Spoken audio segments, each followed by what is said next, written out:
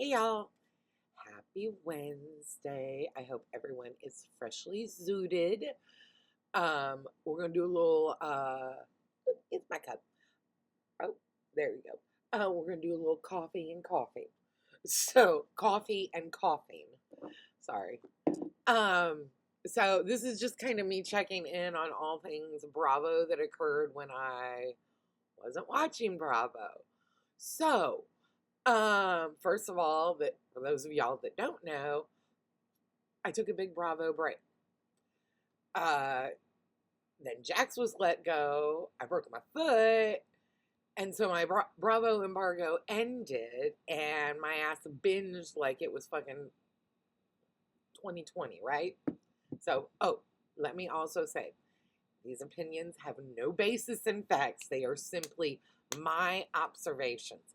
I've been watching Bravo since they actually aired things that focused on the arts, right? Also, like back in the day, that's where I got my fucking West Wing fix, right?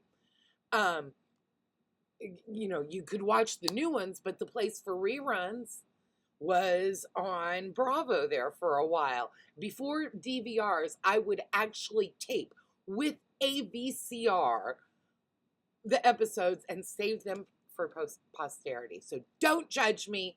I'm mentally ill. I know this, but that's why I scream into the void. Anyway, so, and I embraced the Housewives, Queer Eye for the Straight Guy.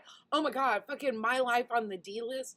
Also, if y'all are not following Kathy Griffin on YouTube, you should. Her videos are awesome.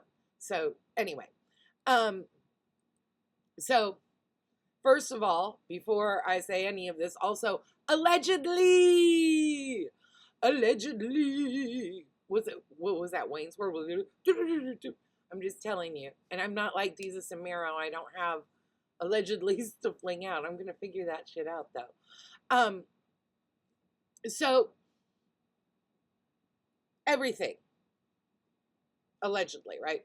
So, when the Valley started off this second season, and it started off with Jax harming his wife and child, because that's mental abuse to the child too, and it's not good for him. I took a Bravo break until they stopped platforming an abuser. I found it legitimately triggering.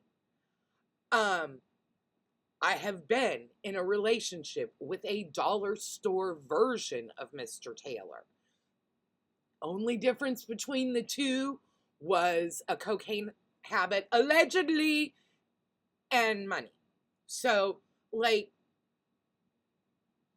I found it really triggering. So, anyway, all of that to say that this culture starts at the top, y'all.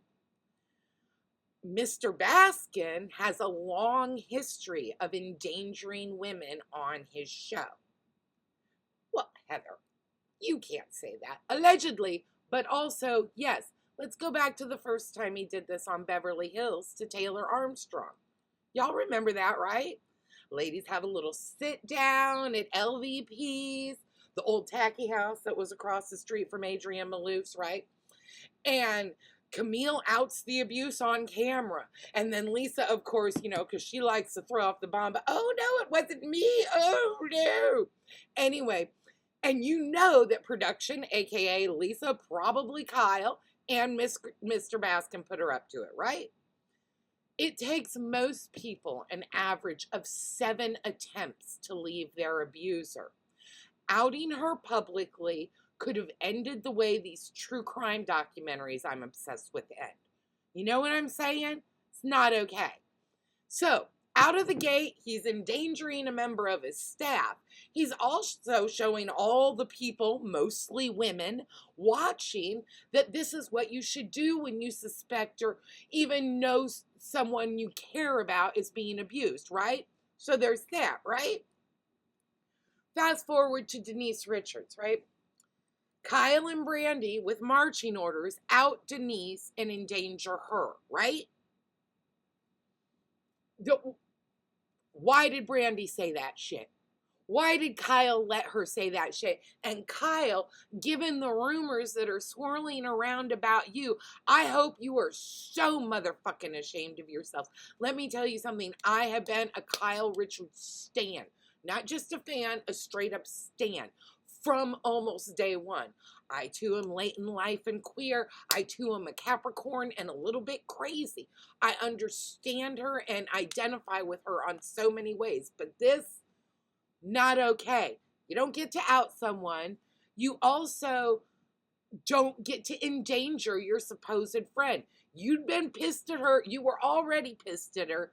And it was an ugly fucking thing to do, in my opinion. So, anyway, they out Denise. And her husband threatens her on camera. Y'all remember that? I'm going to crush your fucking hand. No one steps in. And then we have VPR in the Valley, right? Jax was unhinged on that show for years, right? We can allegedly see the pasta on the mirror on his wedding day. Y'all check out Ryan Bailey's Instagram. So bad it's good because he's got photos of it. There have been multiple allegations against Mr. James Kennedy. And the way the guys would beat the crap. What was it, that first episode that Jax is ripping his sweat? And I understand it's good TV. I get that. But once again, a network, people that have made their millions off of women do have some sort of responsibility, I feel like. Anyway, capitalism ruins everything. So, and I really was okay with Jax being in those first couple episodes of The Valley. I didn't have a problem with that. I didn't have a problem with how they handled that part of it. What I did have a problem with was he was on Baskin's Hot Mic or what the fuck ever podcast twice. And he certainly didn't deserve to get to say anything at the reunion other than, I'm sorry, I'm working on myself. And he shouldn't have made any Watch What Happens Live appearances, any appearances for Bravo or the show. One of my favorite content creators, Mr. Ryan Bailey, did an interview with him. I was so mad. I canceled my Patreon. I felt betrayed. So anyway, so I don't know what either a strong woman in his life, his mama, or whatever did to him. I don't know why he seems to really hate women and people of color, certainly. There have been long histories of outright aggressions and some microaggressions on both Beverly Hills and VPR. So I don't know what happened to him, but he needs to stop working that shit out on the rest of us. Y'all know what I'm saying? All right. Thank you. I've been holding that in for like months because it took me a while to get back into the recording swing of things. Anyway, switching gears just a little bit, and this is the last thing, and then y'all can go because Lord knows I'm sick of listening to me. But anyway, y'all, is Andy Cohen okay? Okay, so this morning before I'm about to head into work, you know, the new episodes of like Housewives and stuff hit Peacock at 5 a.m. my time, right? I know this because I was laid up for a minute. Anyway, so I was watching Salt Lake City while I was getting ready for work, right? So I'm getting ready for work and I'm running around, and the episode had ended and I was fixing to come in and put YouTube cat TV on for my cats when I'm gone. Yes, I am a crazy cat lady. And it just auto plays into Watch What Happens Live, which, you know, Peacock does that a lot. But when I hit back on my little Apple TV remote, it's got Watch What Happens Live as the next episode in Salt Lake City. It's listed as like episode 3. And I don't know if it stayed that way. I didn't check since I got home from work.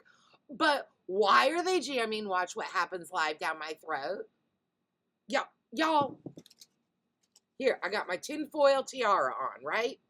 Tinfoil tiara. This is my conspiracy theory because I don't wear a tinfoil hat. Anyway, y'all got it. Y'all are smart.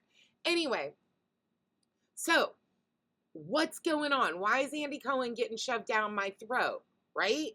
Watch What Happens Live is saying, oh no, it's the next thing in what you're watching. Bitch, no, it's not.